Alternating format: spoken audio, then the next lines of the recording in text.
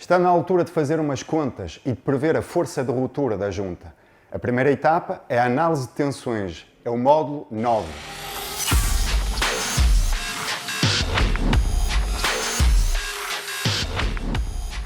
Falta agora ver como projetar a junta. Nós sabemos fabricar, até sabemos detectar, sem destruir a junta, se ela tem defeito ou não, mas temos que saber também projetar, saber prever qual vai ser o comportamento da junta amanhã, daqui a uma semana, daqui a 10 anos. Isso é o dimensionamento da junta. Como qualquer dimensionamento, como qualquer projeto, estruturas, nós temos duas grandes etapas. A primeira etapa é determinar o nível de tensão e de deformação na estrutura. A segunda etapa é aplicar um critério de ruptura. Por exemplo, quando o nível de tensão ultrapassa a resistência do material, a estrutura parte. Portanto, nós vamos ver essas duas etapas. Primeiro analisar as tensões, depois aplicar critérios de ruptura e finalmente vamos ver também métodos de otimizar, de melhorar a resistência da junta. Temos 3 módulos dedicados ao projeto da junta. É uma das etapas mais importantes. Mas comecemos pela análise de tensões. E a primeira coisa a analisar são os vários modos de carregamento. Vocês já sabem que a situação mais comum, aquela que permite aproveitar bem a área resistente, é a junta de simples sobreposição. Mas há outros modos de carregamento, tração, clivagem, arrancamento e mesmo esta, vocês vão ver que não é corte puro, também tem arrancamento. Quais são as juntas mais comuns? Já sabemos, é a junta de simples sobreposição. É a mais fácil de fabricar e é uma das mais eficientes. Não é a mais eficiente, mas é muito fácil de fabricar. Por exemplo, esta é mais eficiente porque permite reduzir os esforços de arrancamento. Vocês vão ver que esta tem e esta permite reduzir, mas dá muito mais trabalho, tem mais área de colagem. Existem mais juntas adesivas, mas todas elas são muito mais difíceis de fabricar. Esta topo a topo, com um chanfro para poder aumentar a parte de corte e esta muito utilizada em tubagens, por exemplo, nos oleodutos. Mas então, comecemos por analisar uma junta de simples sobreposição, que é a junta mais comum, é aquela para a qual existe mais modelos. E a análise mais simples é admitir que, quando eu carrego a junta, a deformação no adesivo é uniforme. Isto quer dizer que o substrato não se deforma elasticamente, nem plasticamente. Portanto, eu solicito a junta e o adesivo vai deformar exatamente a mesma deformação por todo o comprimento de sobreposição. A distribuição da tensão de corte no adesivo é uniforme ao longo do comprimento da sobreposição.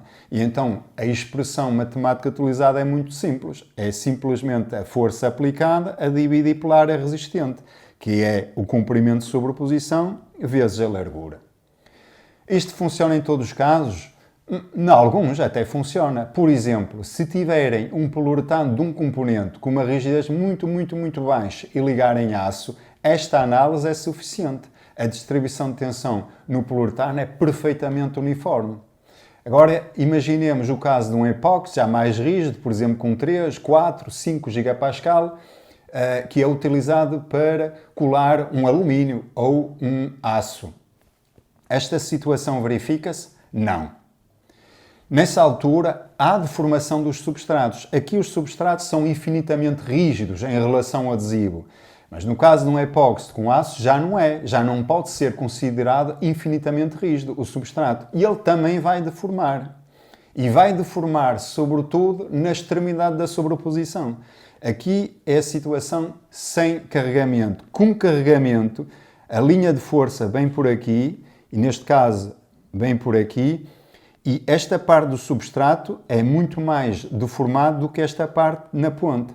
E então isto leva a que o adesivo seja, se juntarem os quadradinhos dos dois substratos, leva a que a deformação no adesivo é muito superior na extremidade da sobreposição em relação ao centro. Estão a ver? O adesivo aqui está muito mais deformado do que aqui no centro. É deformação diferencial, differential straining, um conceito que foi introduzido pela primeira vez pelo Volkersen em 1938. A distribuição da deformação e da tensão correspondente ao longo do comprimento da sobreposição no adesivo corresponde a esta forma. Estão a ver? Tensão de corte no adesivo ao longo do comprimento da sobreposição tem aqui uma concentração de tensão aqui e aqui na extremidade da sobreposição. Lembram-se, no início, naquele módulo de introdução, eu disse que a distribuição de tensão era uniforme. É verdade. Ao longo da largura é uniforme. Ao longo do comprimento da sobreposição, não é bem assim, como podem ver. Para compreender melhor o conceito de deformação diferencial no adesivo, temos aqui um modelo de borracha para uma junta de simples sobreposição. Para o substrato, uma borracha dura e para o adesivo, uma espuma. Neste momento, a junta não está carregada e podem ver os quadrados perfeitos para o adesivo e para o substrato. Numa segunda etapa, vamos carregar a junta. E quando a junta está carregada, podem ver que os quadrados do adesivo deformaram-se. Alguns praticamente não se deformaram no meio, outros deformaram-se muito mais na extremidade, devido à transferência de carga do substrato daqui para aqui e daqui para aqui. O substrato deforma-se muito mais aqui do que aqui. E isto leva a uma deformação muito mais acentuada na extremidade da sobreposição. O Volkersen analisou isto ao pormenor, nós não vamos entrar em muito detalhe, mas fez um exercício que vocês fazem em qualquer curso de mecânica dos solos, no início de um curso de engenharia. Portanto, ele pegou num pequeno elemento e fez o balanço das forças para o substrato de cima, para o substrato de baixo e para o adesivo. Tem três equações. Aqui o balanço para o substrato de cima, para o substrato de baixo e para o adesivo. Admitindo que o adesivo se deforma elasticamente. Não há deformação plástica, é puramente elástico, que é uma limitação do modelo. De qualquer forma, juntando as três equações que vimos anteriormente e com alguma manipulação matemática, chegamos a uma equação diferencial que tem uma solução direta, que vocês sabem resolver a partir dos conhecimentos que tiveram de análise matemática. E então tem uma solução para a tensão no substrato. E tendo uma solução para o substrato, também tem para o adesivo, usando aquelas equações que nós vimos anteriormente. Portanto, reparem, isto o que é que permite fazer? Permite chegar a isto. Isto é a representação do andamento da tensão ao longo do comprimento de sobreposição. Isto corresponde a uma equação. A tal equação é esta, ok? Parece muito complexo, mas não é. Tem apenas os parâmetros geométricos e as constantes elásticas do material, a rigidez do substrato e a rigidez do adesivo. Muito bem, foi um avanço considerável esta análise de Volkersen. No entanto, ele ignorou um aspecto muito importante que ocorre na junta quando vocês carregam a junta. É que as forças não estão alinhadas, como está aqui representado neste esquema. Se elas não estão alinhadas, há um momento fletor que é criado na extremidade de sobreposição. Basicamente, a força é dividida por metade aqui do substrato. E o primeiro, ou os primeiros que tiveram isso em conta na sua análise foi Golan e Reissner, um pouco mais tarde. E então, o que é que eles fizeram? Para além de uma equação para a distribuição de corte no adesivo, também tem uma equação para a distribuição do arrancamento no adesivo, porque, em boa verdade, este momento fletor, o que é que vai provocar? Vai provocar esforços de arrancamento, sobretudo na extremidade da sobreposição. Aqui vai haver um arrancamento na extremidade da sobreposição, tal como eu mostrei naquela fita cola na introdução. E então o andamento da tensão de arrancamento ao longo do comprimento da sobreposição é isto. Mais uma vez, uma grande concentração de tensão na extremidade da sobreposição. O meio não está a fazer nada. Portanto, de facto, tudo ocorre na extremidade da sobreposição. E estes pontos são críticos. Golin-Reissner, atenção, consideraram também apenas a elasticidade do adesivo e ele deforma-se de modo elástico. Ponto. Mas hoje em dia os adesivos têm uma parte plástica. Hoje em dia a curva tensão-deformação do adesivo não é assim e parte, não. Tem um comportamento plástico e isto tem influência no comportamento da junta. E o primeiro que teve em conta isto justamente na sua análise foi o Art Smith, em 1973. Ainda vivo, um grande engenheiro aeronáutico que é o pai do projeto de juntas adesivas nas estruturas aeronáuticas. E digamos, transferência em qualquer estrutura de transporte. É muito usado os modelos propostos pelo Art Smith. Então, o que é que ele fez? Isto que eu representei rapidamente está aqui. Tenho aqui a tensão de corte do adesivo, a deformação de corte, e isto é a curva real do adesivo. E ele simplificou este andamento da curva real do adesivo, admitindo que o adesivo tem um comportamento elástico perfeitamente plástico, para simplificar as contas, ok?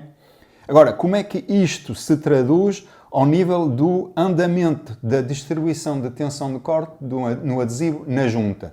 Bom, tenho aqui dois esquemas. Um esquema para a tensão no adesivo ao longo do comprimento da sobreposição e um esquema para a deformação de corte no adesivo ao longo do comprimento da sobreposição. E tem três curvas, 1, 2, 3, 1, 2, 3. E estes três pontos estão aqui representados na curva tensão-deformação do adesivo, 1, 2 e 3. E vamos então analisar este ponto, o que é que corresponde em termos de tensão e deformação, a mesma coisa para o ponto 2 e para o ponto 3. Comecemos então pelo ponto 1. Ponto 1, em termos de tensão, estamos aqui. Não tem nada de novo em relação à análise de Volkersen. E em termos de deformação, estamos aqui. Nada de novo. Pacífico. Fácil. Continua a aumentar a força na junta.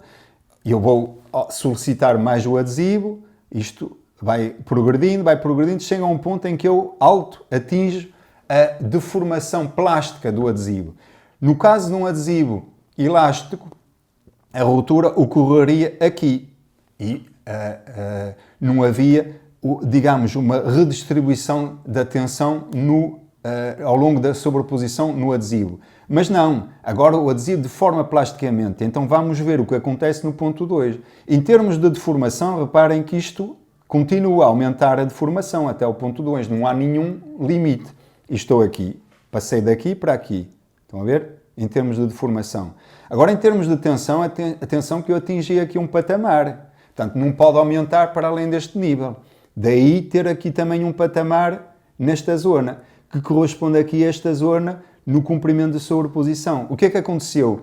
A partir deste ponto, eu atingi a tensão de cedência do adesivo. E então, ele começa a deformar plasticamente e essa deformação plástica progride para dentro da junta. Estão a ver? E no ponto 2 eu tenho esta parte toda que deformou plasticamente. Esta aqui no meio ainda é elástica.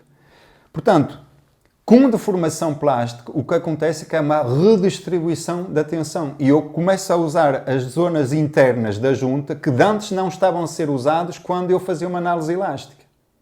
Mas ainda não acabou, porque o adesivo ainda pode dar mais. Reparem que ainda tem esta parte toda plástica. Quando eu atingi o ponto 3, infelizmente o adesivo não consegue dar mais, porque eu atingi a deformação de ruptura do adesivo.